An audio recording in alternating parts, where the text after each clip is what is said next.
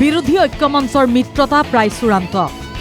কোনকেইটা সমষ্টিক লৈ অংক মিলা নাই বিৰোধী ঐক্যৰ কোনকেইটা সমষ্টিয়ে আউল লগাইছে বিৰোধী ঐক্যত অখিল গগৈয়ে বিচাৰিছে 15টা সমষ্টি লুৰিণজ্যোতি গগৈৰ চকু 8টা সমষ্টিত পৃথকে পৃথকে তিনি গগৈৰ বৈঠকে প্ৰতীয়মান কৰিলে যে একত্ৰিত হৈছে ৰাজ্যৰ বিৰোধী শিবিৰ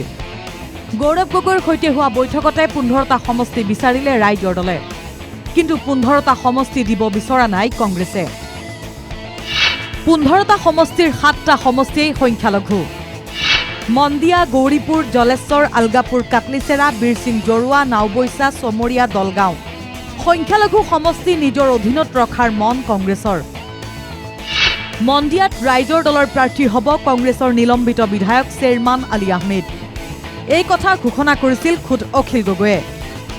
কিন্তু কংগ্ৰেছৰ পৰা তাত টিকটৰ দাবীদাৰ প্ৰাক্তন সাংসদ আব্দুল খালেক একেই অসুবিধা নাওবৈচাতো ৰাইজৰ দলে তাত প্ৰাৰ্থী ঘোষণা কৰিছে ডক্টৰ হৰিকান্ত দাসক কিন্তু বৰ্তমান নাওবৈচাত আছে কংগ্ৰেছৰ বিধায়ক কংগ্ৰেছৰ তালিকাত আছে জয়প্ৰকাশ দাসৰ দৰে নেতা জলেশ্বৰৰ বৰ্তমানৰ বিধায়কগৰাকীয়ে কংগ্ৰেছৰ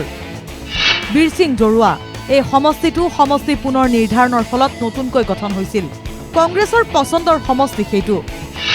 চমৰীয়াত আছে কংগ্ৰেছৰ বিধায়ক তথা কংগ্ৰেছৰ সুদৃঢ় ভেটি দলগাঁও সমষ্টিও কংগ্ৰেছে এৰিব বিচৰা নাই মাৰ্ঘেৰিটাতো আছে আউল মাৰ্ঘেৰিটা লাগেই ৰাইজৰ দলক কিন্তু কংগ্ৰেছৰ জ্যেষ্ঠ নেতা তথা সাংসদ প্ৰদ্যুৎ বৰদলৈৰ পুত্ৰ প্ৰতীক বৰদলৈয়ে বিচাৰিছে টিকট